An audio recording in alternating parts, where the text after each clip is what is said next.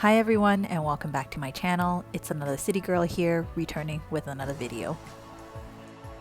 Today's video is going to be a travel video. In the first week of April, we traveled to Saskatchewan and had an opportunity to visit a ghost town.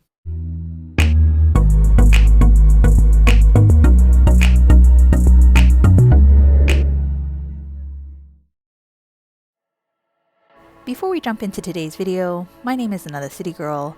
If you're new here, my channel provides luxury, lifestyle, and travel content. Please consider subscribing to my channel to be notified of when new videos are being posted.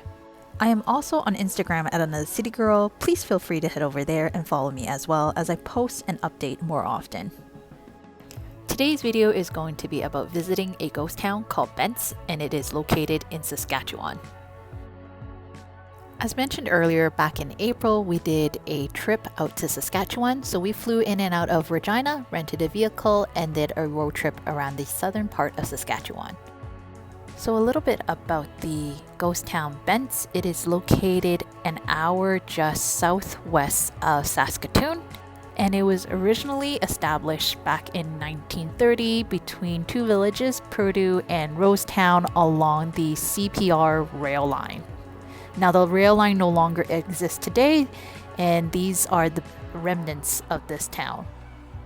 While doing research about the ghost town Bents, we found out that this wood grain elevator was once the subject for National Geographic.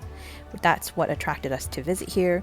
There used to be 2 grain elevators in this town. Today there is only 1 grain elevator that is left. Unfortunately, the winter was pretty hard before we visited, and there was a lot of damage to this building, and there was even an article which I would link below which mentions how the owner plans on tearing it down or burning it down.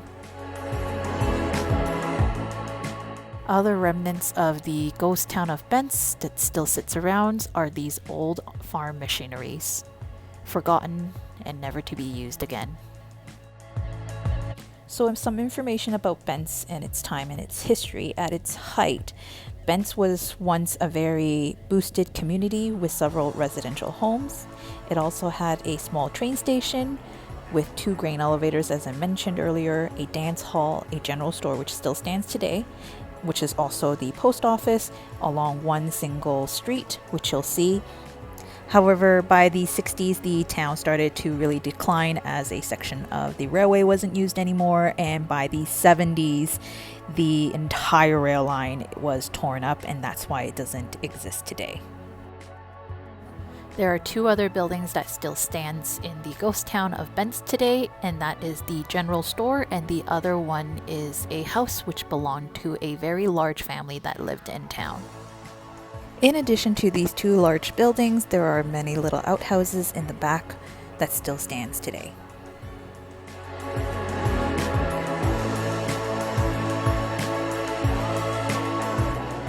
So at this point in the video, I just want to make a note of that creepy swing set that's right in front of the old general store. I recall when I was looking around and taking pictures that it was in the way and it was super creepy. Just to make a note, whenever we visit places like this, we really respect the environment. We don't touch anything, we don't move anything. But I just want to make a note of that because I do have a story near the end of this video that I will share with you about that creepy swing set. At this point in the video, I am over by the wood grain elevator, and as there were no doors to the building, I thought I would pop in to take some footage and share with you guys the mechanics of wood grain elevators like these. Now, they are very common in Saskatchewan. There are a lot of them.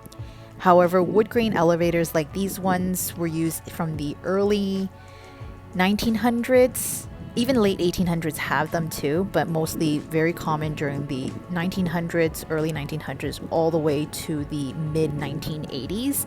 Afterwards, they've been decommissioned. They're not really safe. The ones you see nowadays are mostly metal or concrete.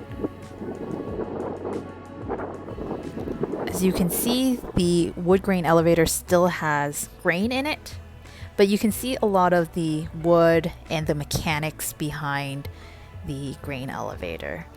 So a truck typically pulls in and then drop all the grain underground, and then there's a system which pulls everything and pulls it up, and it goes up to the top, and then the grain will come through a sprout on the other side of the building, which goes over a car that's on the train track.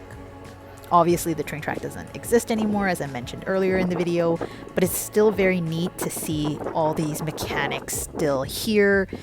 And when you look at technology nowadays, this is just super simple and super reliable. No computer to deal with, it's just a little trolley system that brings the grain up to the top and then bring it down. Now, I've seen other people who try to climb it and everything. Like I said, I am very super respectful of the space that I'm in. I'm also very aware of my very own safety. So you would see me walk in a space, but you won't see me touching anything nor climbing anything.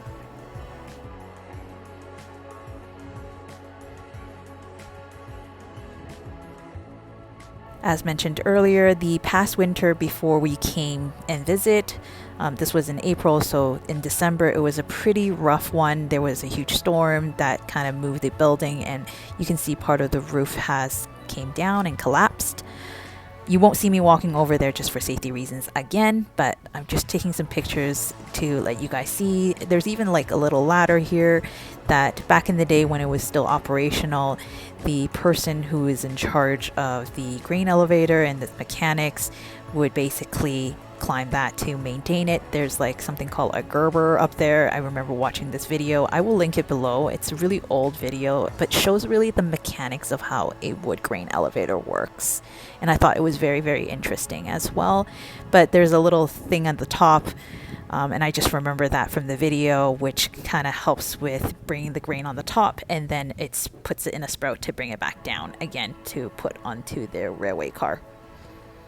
So at this point in this video, TMI, but I had to take a bio break, so we decided to leave the ghost town to go to Rose Town, which I mentioned earlier. It's still a functioning town, to take a little bio break and promised that we would come back. It is about 35 to 45 minutes away, so we went there.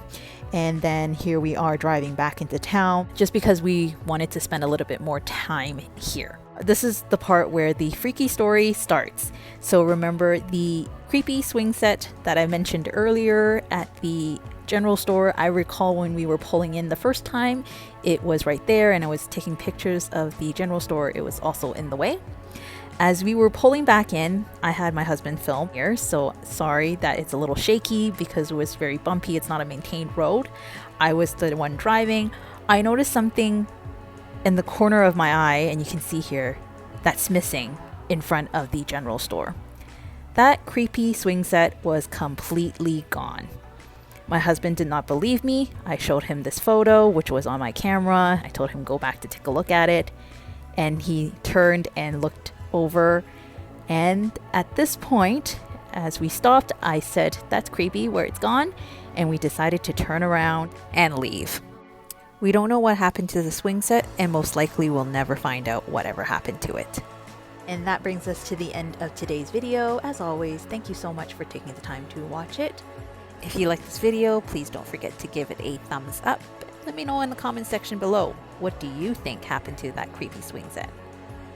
Also, I am on Instagram at Another City Girl. Don't forget to head over there and follow me as I post and update more often. And I'll see you next time. Thank you.